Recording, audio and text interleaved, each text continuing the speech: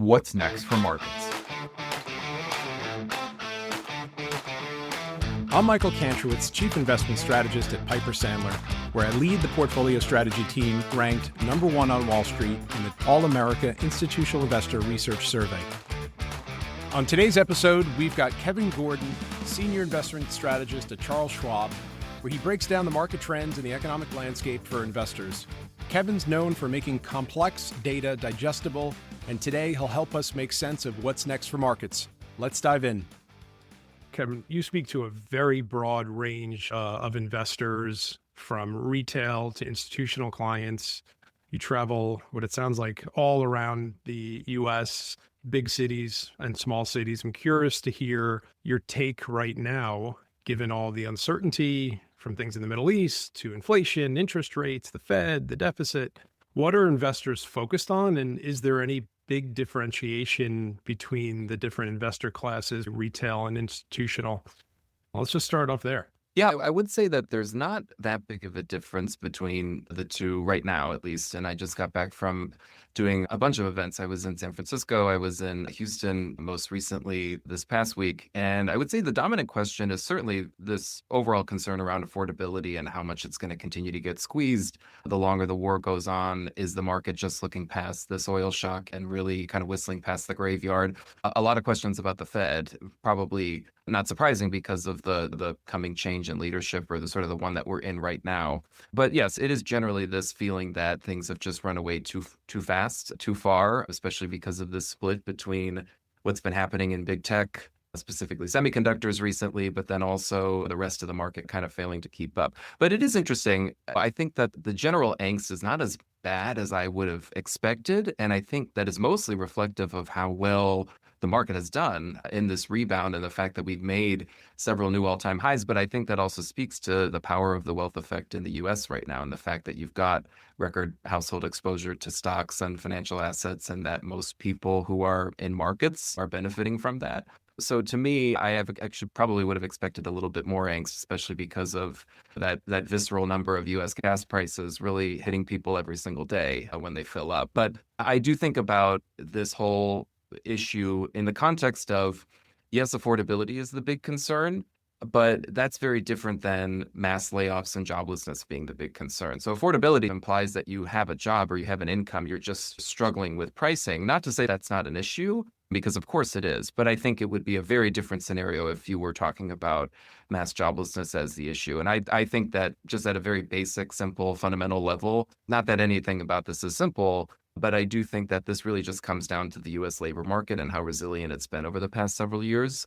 I like to think of it in stock versus flow terms. So yes, the flow slowed considerably, but the stock of payrolls is at an all-time high. So when you have that monthly consumer spending engine going every single month, people still spend money. It still keeps the economy going, on top, of course, what is a pretty remarkable CapEx story on the business side. So that's how I think about the affordability issue and how we're hearing about it from clients as well. Do you hear investors, and maybe this is more a question for the retail side of things and asset allocators, changing their longer term investment strategies for this backdrop we've been in for since 2022, where affordability has been an issue, where equities and interest rates, or I would say treasury bonds, haven't really helped to diversify the equity portfolio? The 60-40 portfolios obviously faced with a lot of challenges. So I'm curious to hear how people are thinking about, is this a short-term issue that right now the angst around inflation, affordability, and interest rates moving higher as a short-term issue, or is it something that could last decades and people really need to think about structurally changing their asset allocations? I think that it's certainly now a delayed process, because earlier this year, which feels like quite literally forever ago, when we were in this environment, you know this well, when we were in this environment of, what was the consensus call? It was international will outperform US, and there was this broadening of the market, and the average stock was going to do well, and big tech was taking this step back, and the concentration issue was finally resolving itself maybe more so in terms of performance, not in terms of market cap.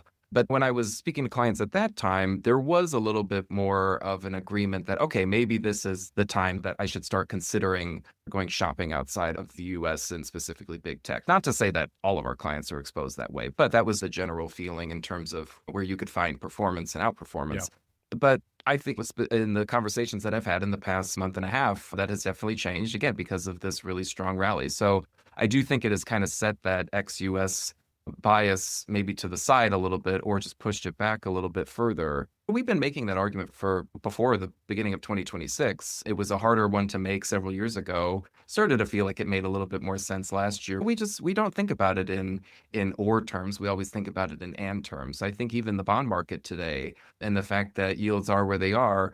Yes, do we have an inflation issue in terms of yields and kind of going up for the wrong reasons? Yeah, absolutely. But I think that if you're a longer term investor and you do want to lock in some cushion on the bond side in terms of what you could be earning, then but still we think it makes a lot of sense. So I think that number one, we always try to espouse the benefits of diversification across all these asset classes, but specifically within equities, we do try to hammer home this point that there is oftentimes, especially in the past couple of years, there's a big difference between performance and weight or performance and size in any index like the S&P 500. I like to use the example of NVIDIA, not because I cover any individual stock, but because it is the largest company.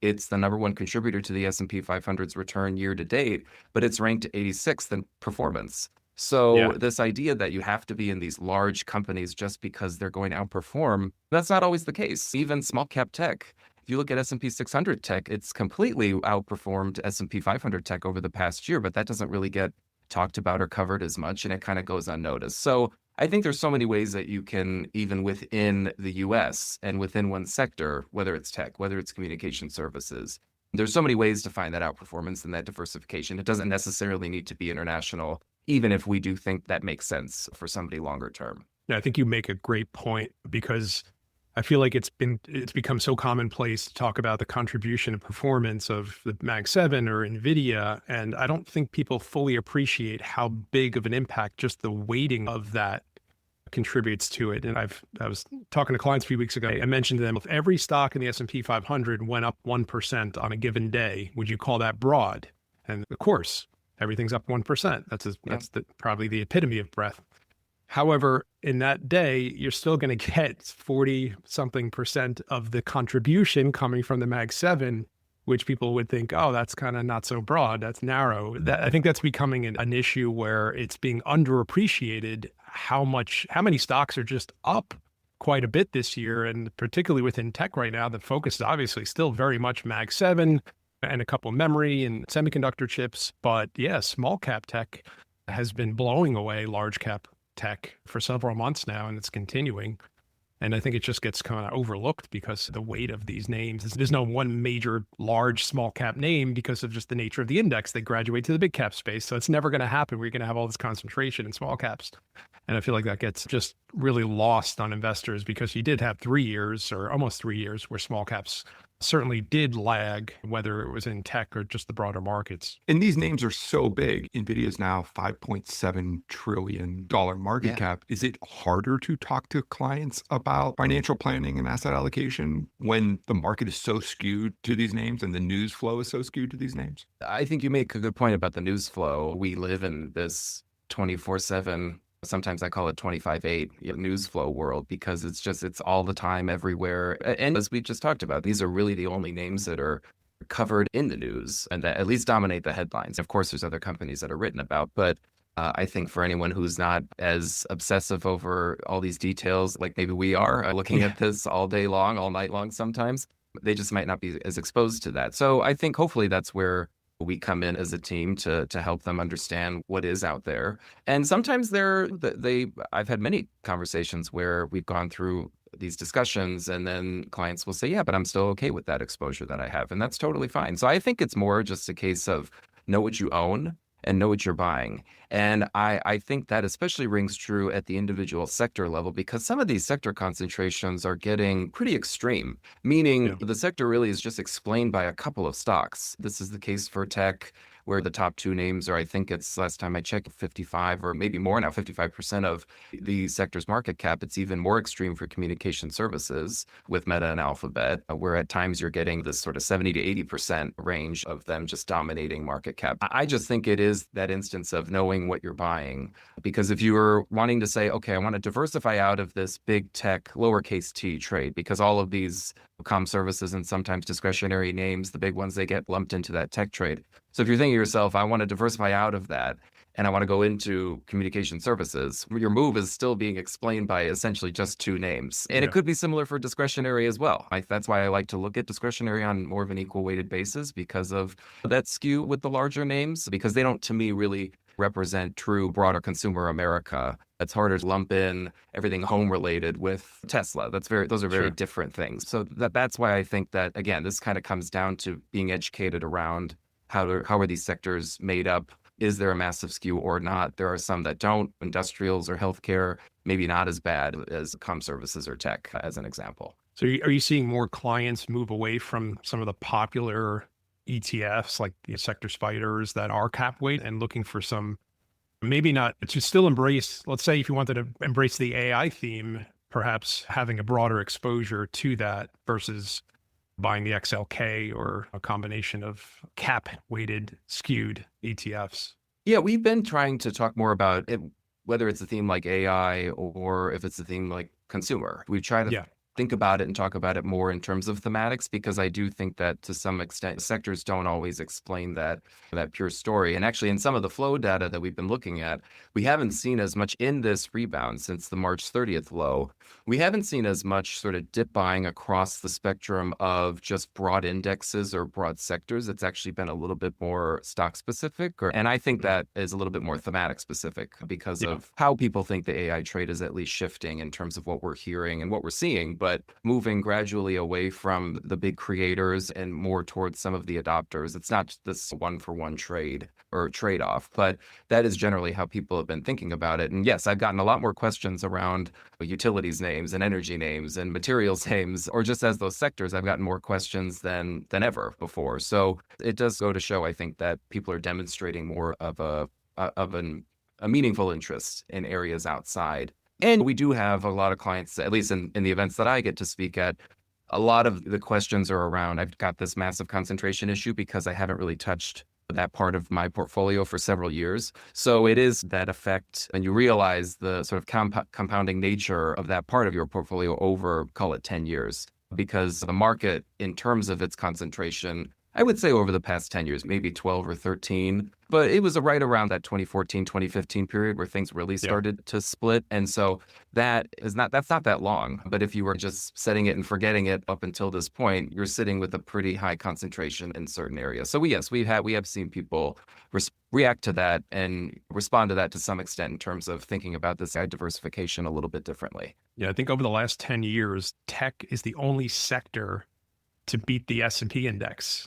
Literally all the other 10 sectors. It's just been such a big move. And that time period was the birth of FANG. And then we had COVID, which was obviously good for tech. And now we've got AI. So certainly continuing there. In recent weeks and months, have you had to talk anyone off the ledge that this is not March 2000? I have gotten that question a ton. Maybe not surprisingly, I got that question a ton when I was in the Bay Area last week.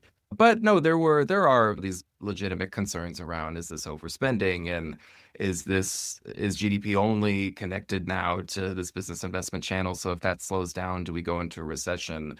And then all of these spread statistics that have been popping up, I know you've seen them a ton. My Twitter feed is littered with them right now, some of which come from me because I have been pointing out that some of these divergences of, okay, you haven't seen as much health in terms of the percentage of companies above their 200-day moving average. That's continued to tick down over the past couple of weeks, even though you've seen the cap-weighted S&P move higher. A lot of these spread statistics do cluster around, like the last time we've seen them has been that cluster around the late 1990s. So all of that, yes, it kind of gets you to this question around whether it's a repeat. I don't tend to look at prior periods and say they're going to repeat because I think every time is different. Every recession is different. Every market cycle is different. Even if you want to pick up the early 2000s as an example, I find it interesting because that recession was relatively short and shallow. And actually, interestingly, in 2022, when we had the pre-revised GDP double quarter, two consecutive quarterly decline, actually Yeah. that decline was worse than the decline in 2001.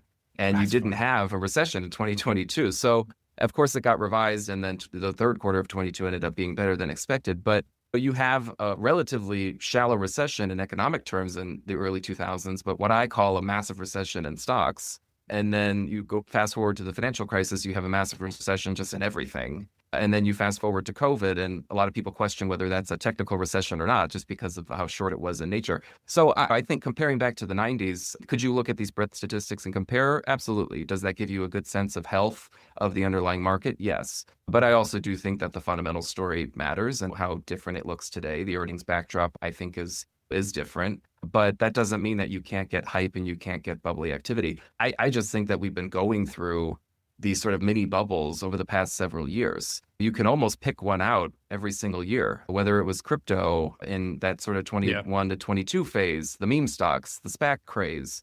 We've gone through it with single names this year that have all of a sudden just pivoted from becoming shoe companies to AI companies. So it's happening in these little pockets and these little segments. It's just not necessarily showing up as much in the broader market. So I just think I happen to think a lot of that is because of modern media and how the news flow has changed and how we get our information. But that to me is a little bit of what makes it different than the 90s, or different from any period. On behavior, I'm curious from the people you work with and from your experience over the last several years. You mentioned the SPAC craze, the meme stock craze, and I would say part of that is just there's a demographic shift. There's a lot more social media. There's plenty of access to information. It's effectively free to trade equities now. It's really easy to open an options account. Are you seeing clients become more myopic? And let me just also say there's more uncertainty to the backdrop because, again, there's been a lot of events in especially the last 6 years. Are you seeing clients become more myopic, and how are you helping them remain focused on the long term, on the trend, and avoid some of the noise, especially in the last couple of years? I would say generally our client base, certainly the ones that I get to interact with. So I have the anecdotal experience of being able to confirm it. But most that are taking an advised approach and working with somebody at Schwab don't really overreact. I think that is the benefit of working with somebody. They don't take a myopic approach.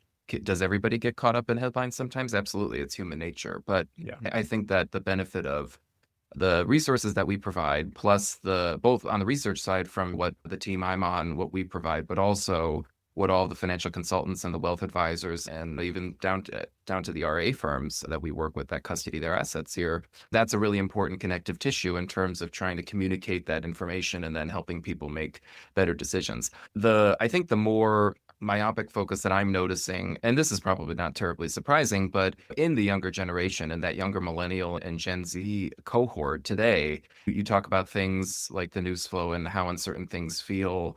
And I think that has become just the economic environment and the fact that we have this seemingly large split between how markets have done versus how the overall consumer sentiment backdrop is. That has driven, I've noticed in my conversations with younger people, that has driven them to think that sometimes they have to look for these really big bets, or they're not going to be able to get wealth any other way. And you see this on a lot of statistics. There's survey after survey with younger people saying, I'm not going to buy a house. I can't afford it. That will not be the way I build wealth. It's only going to be through the stock market or prediction markets or these non-conventional trading ways. So that to me, I think is where a lot of certainly where we're trying to make a big effort in terms of the research that we do in getting it out to them, but they do consume their research differently. So it's a bit of a challenge that I put on myself in trying to do it, not because I'm in that generation, but because I do feel that it's going to be important, especially as you go through a lot of these bubbles, in these sort of mini bubbles that I've called them. So we've just tried to provide as much education as possible in terms of the benefits of staying invested and investing the right way in terms of your risk tolerance and your time horizon and all that stuff that we have been told before, but that really matters in these instances. So that's where I think a lot of the more, if there is myopic thinking or myopic focus, that's where it's being a little bit more concentrated in my experience. Since we're talking about the younger generation, talking a little bit about K-shaped economy and longer term risks of that. Yeah. But you were also talking about the younger generation. So I might want to interlude a bit in terms of, have you found it difficult to communicate with the younger generation. Given the changing world and social media, where some of our industries are built a little bit on a more classic written work, and this is how you do portfolio allocation and structuring your Yeah. investments, and looking out 10, 20 years. Yeah, it's interesting. I co-author with Lizanne it used to be every other week. Now we've switched it to monthly, a little bit longer form. But when my friends would read what we've written, the knee-jerk thing that they would do is put it through a chatbot and have it summarize the whole thing. So I was thinking to myself, okay, I should be glad that you're clicking on the link. It's interesting that's your knee-jerk reaction. Not a bad thing, I think, necessarily, but I think it is this move towards digesting things in bits and pieces and maybe shorter form content. It's the TikTok or the Instagram Reels effect of how people want to digest that information. So that's the one thing I've noticed. But I do think, yes, the second thing in terms of the K-shaped nature of the economy and how things feel, it's such an interesting time because relative to history, the unemployment rate is relatively low. GDP is still expanding. Most of these macro factors that we all track do not scream recession. They don't tell us that we're in the depths of the financial crisis, despite the University of Michigan's consumer sentiment survey telling us that sentiment is the worst in history. That survey goes back to the 1970s. Conference Board doesn't say the same extreme, but it doesn't show a very strong trajectory at all over the past several years. I created this term and came up with this to describe where we're at, and I've called it a Vibepression. And it's a play and it's an extension of a Vibesession, which is what my friend Kyla Scanlon came up with to describe the 2022 environment when inflation was starting to come down by the end of the year. GDP was still looking pretty great. The economy was, by the end of 22, of course, the market was rebounding from the October 2022 low, yet all of the vibes were terrible. And we're, I think, in an extension of that now because a recession, you don't think about lasting for 5 to 6 years. I think if you're 5 to 6 years into something, you could kind of start to think about it as a depression. So I've thought about it as this depression in consumer sentiment, but still an expansion in the hard data. And I think that has just driven this bigger wedge, especially among younger people, between an economy that they see doing pretty well, at least at the headline level, when GDP is reported, when we get a jobs report. Things like back-to-back monthly gains after the war in Iran with March and April. That is very much at odds with how they feel about inflation kind of eating away at their income growth or their potential for income growth. And the second phase of the Vibepression, I think, which is the labor phase, where there's just been this massive angst, I think rightly because it is a scary dynamic to face, but just this massive angst around, am I going to be able to have a job and is AI going to take all of my job prospects away from me? And that, to me, that is not something in my experience that is just at the college or college grad level. That has extended all the way up to people in their 30s, early 40s that I talk to who have that general angst. So I think that's going to be a very dominant factor with how people approach the economy, but also how they approach the market. And I think that's one of the reasons that we've seen this massive retail investor participation at the younger end. Not to say that it's for a bad reason, but again, back to the whole thing about housing and how people just don't believe in that more classic American dream wealth builder. That's how I think things are shifting and why participation in the stock market and these other markets has grown so much. Yeah, and the housing sector obviously is a long-term fix in terms of real wealth growth. But the stock market, on the other hand, you could obviously keep up or catch up or increase your wealth quite quickly. And I think, like you're saying, that's what people are getting caught up in, seeing that as the only avenue and certainly the only immediate avenue to outpace the cost of everything. It's a big issue when you look at today's backdrop with interest rates and equities that are negatively correlated most of the last few years. That kind of shows you the market's more paranoid about interest rates going higher. And if you go back to the peak of inflation and probably the peak of the affordability crisis in the early 80s, you still saw interest rates and equities negatively correlated until basically like the late 90s. So it took 18 years. And it took the great moderation, trade agreements, very low commodity prices, no major oil shocks for 2 decades besides the Persian Gulf War of 1990 to heal the consumer. And I think one of the things that is so different from 99, we were talking about that period a little earlier, consumer confidence was at a record high in 1999.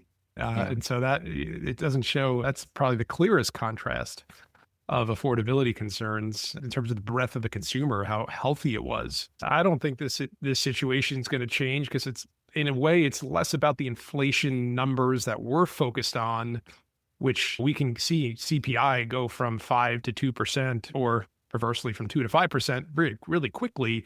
But that doesn't mean the affordability problem gets any better when inflation comes down. I'm so glad that you mentioned that, because it is the number one thing that we really try to just emphasize with the entire discussion around inflation. I don't know how much I have to explain to people that, as at least Wall Street people, when I'm in rooms with strategists and analysts and saying that, listen, the average consumer just does not think about prices in these ways year over year, month over month. I know it matters for how monetary policy is made, and of course, for analyzing the market and what we do.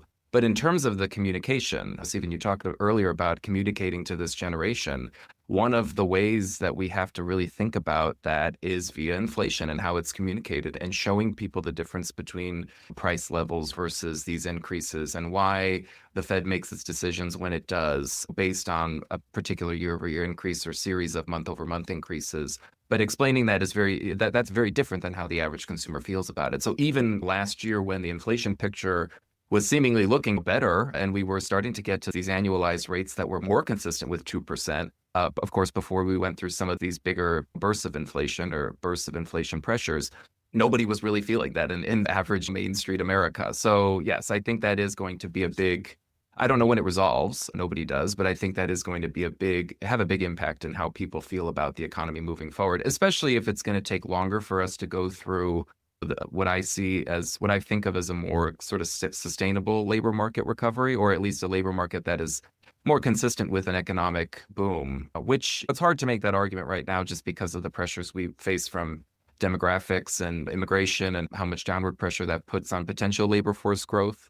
I do think that if the April jobs report is indicative of what the future might look like, actually, that's pretty great. Above 100,000 jobs, and the unemployment rate moving up just marginally if you took it out a few decimal places. But that's not a terrible scenario, especially when you look at the breadth of hiring across industries. It wasn't just healthcare. Whether that continues, that's not necessarily my base case, that kind of strength. But I think the onus is on the labor market to really solve that problem, that inflation problem, for people getting jobs that they want to get, getting the wages that they want to get. That's just going to, I think, take a long time. And of course, it doesn't help when you go through another burst of inflation, which is now, interestingly, a little supply-led, but also demand-led, because you've got the supply shock from the energy side, but you've also got some of this demand shock coming from everything AI investment-related. It's starting to show up in these areas of CPI in information technology equipment. Some of these gains are pretty staggering and eye-watering. I was looking at the 3-month annualized change for, talk about getting technical in these things, but the 3-month annualized change for the computer equipment portion of CPI is almost at 83%. So you're reversing some of these longer term deflationary trends that these components have been in, which is adding now a demand component that is making it even trickier for how the Fed is going to battle this. I saw that chart yesterday. It went back to, I feel like, the 50s or 60s or something. And we just wiped out decades of price. I know our friend Jordy Visser, who has his own podcast, has been talking a lot about the hardware inflation and semiconductors, memory, hard drives. I experienced that firsthand. I tried to buy a hard drive a few months ago. I needed to buy a second one to get the same one I bought a year ago, and the price was, I think it was $299 2 years ago, and now it's $549 for the same drive. And you're seeing it, and that's passing through. Obviously, you could see Apple's raising prices on Mac Minis and iPhones, so on and so forth. We're not used to tech inflation. We're used to tech deflation. Right. Certainly, I am. And that is going to be a sneaky part of the inflation story. Certainly massive demand there. So that's a good point to bring up. There's a lot of different variables on inflation right now moving very different directions. Yeah, and it's somewhat uncomfortable because it is a big driver of economic activity right now. Mathematically, it's not true, but I'm also just not a believer that business investment is the only game in town right now. But some of the contributions to quarterly growth have been at levels or at rates that we haven't seen before, or that we last saw in the early 2000s or the late 90s. So yes, it has taken a lot of the leadership baton in terms of a driver of growth. So yeah, it's a little bit strange when we're feeling the inflation impact, but that's a side effect, or what you have to deal with that comes along with the growth story too. So it's just, which would you rather have? It's a little bit of a tough way to kind of look at things, especially because it is getting passed on to consumers. So it makes it difficult. Let's wrap it up. I'm going to ask you a question, the hardest question, because Oh, there is so much uncertainty and path dependence on a lot of different variables right now. But generally, if you could just give us your outlook for markets and the economy and where your highest convictions or base cases are for positioning for the second half of the year or into next year, and what some of the biggest risks are. I'll try not to give too much of our unwritten mid-year outlook because it's going to get published in a few weeks. But I would say, so the general framework that I have used to look at the economy and the market in particular over the past, call it year and a half, when we really started to see a lot of these, maybe the past year, a lot of the geopolitical disruption, starting with Liberation Day, and then everything that we've faced thereafter is I think that there needs to be a really important distinction between what is front page risk and what is bottom line risk.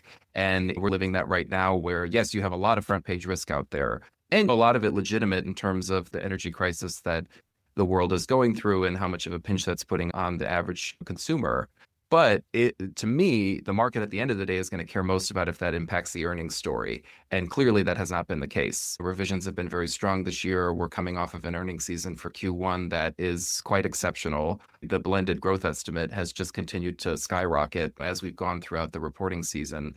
So as long as that holds and you don't see any, I think, major disruption to that earnings story, which we don't necessarily see, then I think I think we can continue on this trajectory. I will say to this whole discussion around breadth, we have seen instances in the past where when you do get this skewed picture of a handful of industries leading the market higher and then that underlying breadth story getting marginally worse, plus now you add in the rate shock that we're going through right now, especially by the time we're having this discussion, this is a pretty rough day for global bond yields moving up significantly. That I think does have the potential to set you back or at least get you back into that corrective territory for an index like the S&P 500. Not that it can't continue to move higher from point A to point B. If you want to use point A as the beginning of the year, point B as the end. But I think that's going to become more of a dominant issue, the interest rate backdrop, if we are to continue on this trajectory. But to me, again, as I said earlier, everything comes down to the labor market in terms of medium to longer term trajectory for the economy. I think things can look relatively okay as long as you're keeping that consumer spending engine intact month to month. Once that starts to falter, once you get to a fall of 2025 scenario, and if it worsened from there, that's where you start to bring in the recessionary dynamics and where the market would start to price in a recession. But I just think that given interest rates are more of the dominant factor right now, that negative correlation you pointed out between yields and stocks, that does tell me that inflation is more of the dominant issue and not growth. So I don't think that the growth story is necessarily what hangs over the market in terms of the potential to crush performance this year. I do think it is the inflation backdrop. Of course, how the Fed responds to it, all of that, I think, is going to be more determinant for where the market goes this year. That's great. And on the silver lining, here's the conundrum right now is we just got this morning as we're talking, it's Friday, the Empire Fed Manufacturing Index just put up its strongest number of the cycle, but equivalent ISM manufacturing read of about 58. Yeah. But maybe we have to be careful of what we ask for because if growth does continue to broaden out, which, as you pointed out, and it's showing up in earnings, there is a clear fundamental broadening taking place and continuing. If that, though, pushes up interest rates and inflation fears too high, it may result actually in the economy being much better than the market. But that's the world we're living in right now. Kevin, thank you so much for joining us. It was really great. You and I feel like have exchanged tweets and messages on X over the years. So I'm glad to see you face to face. Yeah, thanks for having me. Thanks so much. Big fan. So I'm glad to join you guys. We hope you enjoyed today's episode of What's Next for Markets. You can subscribe to the show on Apple, Spotify, YouTube, or wherever you get your podcasts. Be sure to follow Michael on X at Michael Cantro. If you like the show, please let us know by leaving a positive review. The preceding commentary is not financial advice. You should always seek appropriate financial advice from a professional financial advisor in your state. You should not consider this as a substitute for these services. Piper Sandler does and seeks to do business with companies covered in its research commentary or coverage. As a result, investors should be aware that the firm may have a conflict of interest that could affect the objectivity of this commentary. Investors should consider this commentary as only a single factor in making their investment decisions. For full disclosure information, visit www.pipersandler.com/researchdisclosures.